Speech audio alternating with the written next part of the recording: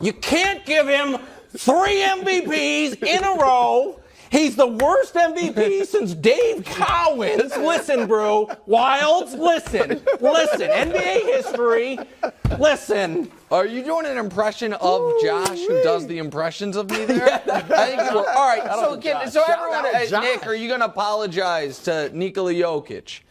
Yeah, listen, I'm sorry, everybody. I'm sorry that I wanted to hold Nikola Jokic to the same standard that every great player ever has been held to. That's all.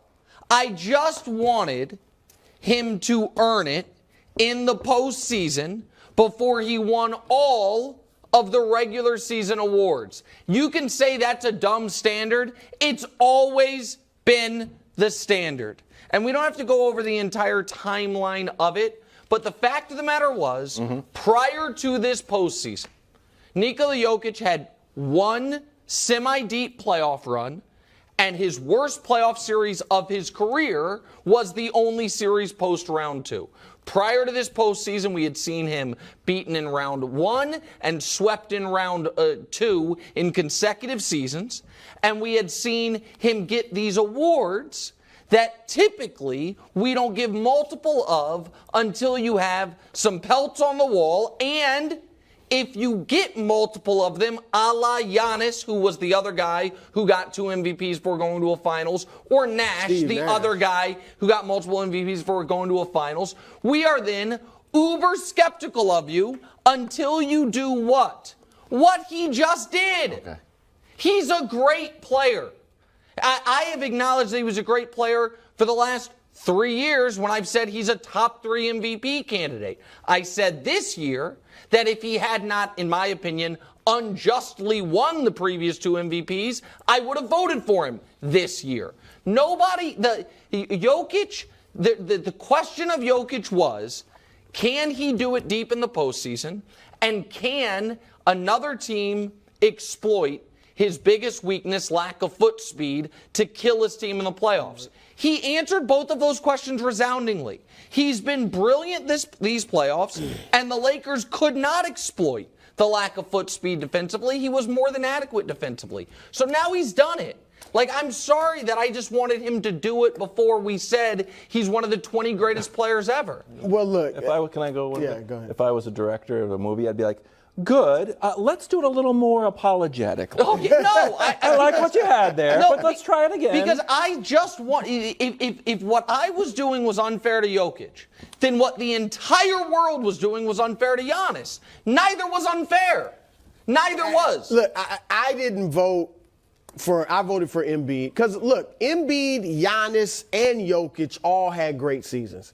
Any one of them, as you have many years, was worthy of winning MVP. The reason I didn't vote Jokic third straight was not for Nick's reason of he hadn't been to the finals or the conference finals more than once or whatever. It was because I believe if you're going to win that third straight and join Wilt, Russell, and Bird, that third season needs to be head and shoulders above the guys you're competing with. And they were all pretty close. And so I went with Embiid. But here to answer your question, honestly, I do believe he is the best player in the world. Wow. It's certainly in my mind between him and Giannis. Yeah.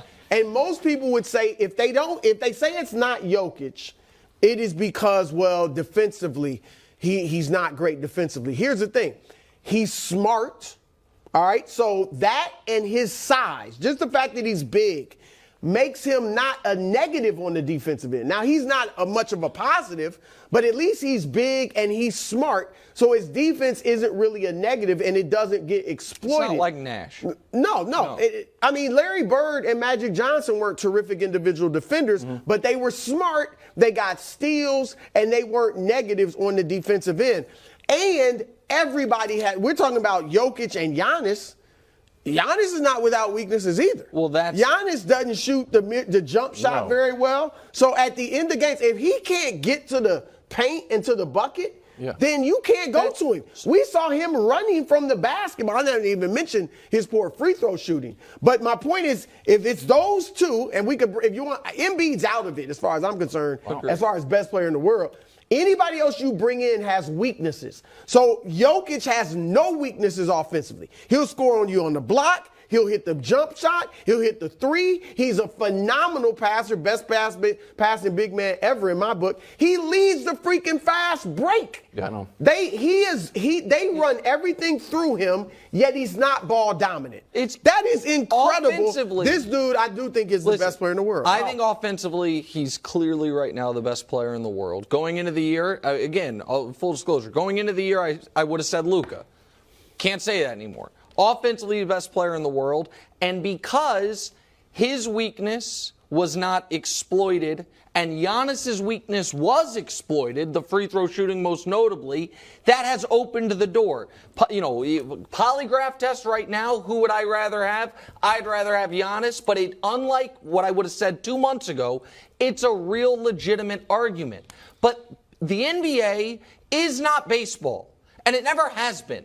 There is no Mike Trout, the best player in the world. What does he do in the playoffs? Doesn't matter. It's not his fault. That's never how we've done it.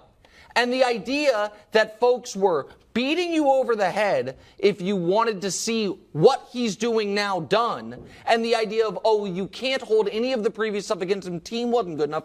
Plenty of guys who are all-time greats, they didn't carry bad supporting cast to championships, but they carried them on deep playoff runs. In the last 2 years, he hasn't had Murray, and that's big. Well, and most guys need someone else. Correct. And now he has it, and he's doing it, and he just won the Magic Johnson Award. He deserves all of this. I'm glad he has gone out and done it, but I wanted to see him do it. That's fair. So how good is Denver? One of the best, according to LeBron. Take a listen. Well, they better finish the deal.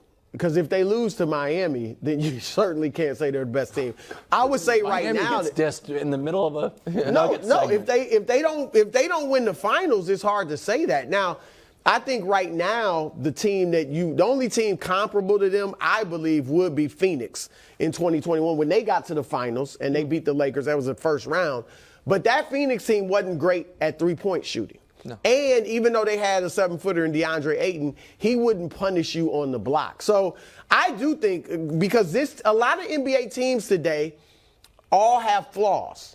They're too small, they're too young, they don't have chemistry. A lot of lack of chemistry because of all the moving around. Silliness, whatever. All right? Silly. The Nuggets do have it all. Big, play inside, and also great shooters, run the ball, well coached. They do have it all. So listen, LeBron, if we're assuming LeBron's talking about the teams they've played in the postseason, here's the list. The Blazers in 2020, Nuggets are obviously better. The Rockets in 2020, that was Russ and Harden. Nuggets are obviously better. The Nuggets in 2020, this Nuggets is better. The Heat in 2020, the Nuggets are better. The Suns, who you mentioned, I agree with. And then this year, the Grizzlies this year, the Nuggets are better. The Warriors this year, the Nuggets are better. It's clearly the Nuggets. And that's true even if they lose to Miami. And even if they lose to Miami, they're still better than all the other teams. How much better is this Miami team than the one LeBron beat in the finals? In 2020. I'm not certain. I'm not. But one last thing about this Nuggets team. What was so impressive to me is not just that Jokic and Murray, their two stars, delivered. It was that in Game 1. KCP and Bruce Brown had monster games. Yeah, they did that again in Game 3. And yesterday was the best playoff game of Aaron Gordon's life. That is what makes a great team, is when not so much the random Lonnie Walker game, that's a nice bonus, but when the key members of your rotation are able to rise to the occasion in the moments they needed it.